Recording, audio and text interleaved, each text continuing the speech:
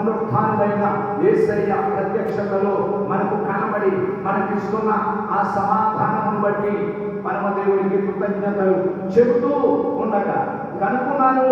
ఇక ఆయన కనిపించాడు అయిపోయిందని. ఆయన ఎందుకు వచ్చాడు అంటే ఆయన 27వ వచనంలోకి వచ్చేసరికి తరువాత నేను ఇక్కడికి రావడానికి కారణం ఈ సమయంలో 11వ వారిగా మీతో కలపబడి మీతో కలిసి ఉన్న తోమాతో మాట్లాడడానికి వచ్చాను. తోమాను చూసి నీ వ్రేలు ఇల్లు చాచి నా చేతులను చూడుము, నీ చెయ్యి చాచి నా ప్రక్కలో ఉంచి అవిశ్వాసివి కాక విశ్వాసివై ఉండుమనెను. ఎప్పుడైతే ఈ మాటలు యేసయ్య నోట నుండి వస్తున్నాయో 10 మంది శిష్యులు కూడా చాలా ఆశ్చర్యపడుతున్నారు. ఏమిటి ఇది ఈయనకి ఎలా తెలుసు అని. ఎందుకంటే అది ముందు జరిగిన సంఘటనలో తోమా ఎక్స్ప్రెస్ చేసినటువంటి మన పరిస్థితి సజీవుడు విన్నాడు. దానికి ఇప్పుడు జవాబును ఆయన జవాబుగా అక్కడికి వచ్చారు. ఇప్పుడు ఎప్పుడైతే ఈయన మాట్లాడుచున్నాడు తోమాతో మాట్లాడుచున్నప్పుడు తోమాను పిలిచారు. తోమాను పిలిచి నీ చెయ్యి నా గాయంలో పెట్టు, నీ యొక్క చెయ్యి నా ప్రక్క గాయంలో ఉంచు రా అని పిలిచినప్పుడు అతను రాలేకపోయాడు. అతనికి దేవుడు ఇస్తున్న మాట అవిశ్వాసిని కాక విశ్వాసిగా ఉన్నాడు. ఇక తోమ ఇప్పటికి ఏమైపోయాడంటే ఒక విశ్వాసే అని అనుకున్నాం, కానీ అతడు తన విశ్వాసాన్ని కోల్పోయాడు. విశ్వాస భ్రష్టుడైపోయాడు, అవిశ్వాసి అయిపోయాడు. పునరుద్ధానుడు నిన్ను అవిశ్వాసిగా కొనసాగించడానికి కోరుకునేవాడు కాదు. నీవు తప్పక ఏ పరిస్థితిలో నీలో ఉన్న విశ్వాసము భ్రష్ట తిరిగి వచ్చినా ఆయన నిన్ను వెంటాడించునే నీవు తప్పక విశ్వాసిగా సాగాలి. విశ్వాసి అనే మాటకు అర్థమేమనగా దేవుని మాటల యందు హృదయములో విశ్వాసం ఉంచి ఆ మాటలను ఆధారముగా చేసుకొని జీవిత ప్రయాణం సాగించుట. తోమాకు ఎప్పుడైతే ఈ మాటలు విన్నామో అతను వెళ్ళి రా అనిపించి ఒక వెళ్ళలేకపోయాడు.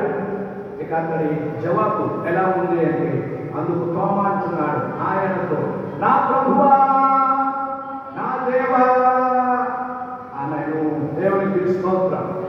ఎప్పుడైతే ఈ మాటలు అతని చెవిలో పడ్డావో, ఎప్పుడైతే యేసయ్య పలికిన ఈ మాటలు అతని హృదయంలోకి వెళ్ళినావో, నేను వెళ్ళి ఇక ఆయన గాయములలో చేయి పెట్టవలసిన పని లేదు, ఆయన గాయములలో నా వేలు ఉంచవలసిన పని లేదు, కానీ నా ప్రభువా నా దేవా అనే గ్రేట్ కన్ఫెషన్ అతని నుండి వినబడింది. ఈ లోకంలో ఒక విశ్వాసిగా సాగుటకు ఈ ఒప్పుకోలు చాలా అవసరం. యేసయ్యే నీ ప్రభువని, యేసయ్యే నీ దేవుడని నీ నోట ఒప్పుకోవడమే విశ్వాసికి ఒక అద్భుతమైన దీవెన. మనందరి నోట ఒకవేళ నేను చదువుకున్న వ్యక్తివి కావచ్చు, నిరక్షరాస్యుడు కావచ్చు, యెహోవాపరముగా ఏవేవో హోదాలు కలిగి ఉండవచ్చు, లేకపోయి ఉండవచ్చు, ఒక సాదా వ్యక్తిని కావచ్చు, ఒక ఘనమైన వ్యక్తిని కావచ్చు, అయినను నీ నోట ఆయనే నీ ప్రభువని, ఆయనే నీ దేవుడని నీ ఒప్పుకొనినప్పుడు దేవుని యొక్క గొప్ప దీవెన విశ్వాసిగా ఉండే కృపను నీవు పొందుకుంటాం ఈ లోకంలో. మరి తోమాకు దేవుడు ఒక ప్రత్యేకమైన కర్తవ్యాన్ని కలిగి ఉన్నాడు. ఈ తోమాని మన భారతదేశానికి దేవుడు పంపించడానికి సిద్ధపరుస్తూ ఉన్నాడు.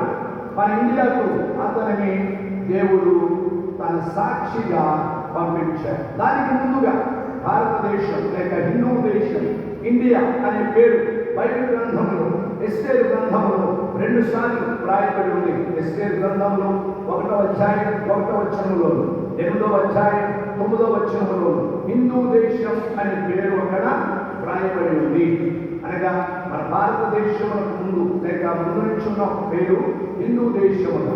హిందూ అనే ప్రాంతంలో, ఇండస్ అనే ప్రాంతంలో ప్రజలు జీవించే రీతిని బట్టి ఇప్పటికీ దానిని హిందూ అనే దానిలో మనకు తర్జుమా అలా చేశారు. ఇండస్ అనే మాట మీద ఇప్పటికీ కూడా ఇండస్ ఇన్ బ్యాంక్స్ అని ఇంకా ఇండస్ సంబంధించినటువంటి కొన్ని కంపెనీస్ లోకంలో నడుస్తూనే ఉన్నాయి. సింధు నది అనుగుణంగా ఉన్న ఇండస్ ప్రాంతమును బట్టి హిందూ దేశం మన ఇండియా పెట్టుకుంటున్నాం. మీ దేవుడు ఎవరంటే మా సూర్య దేవుడికి అని చెప్పారు. అప్పుడు ఒక ప్రశ్న మనలో వేశారు, మరి 1000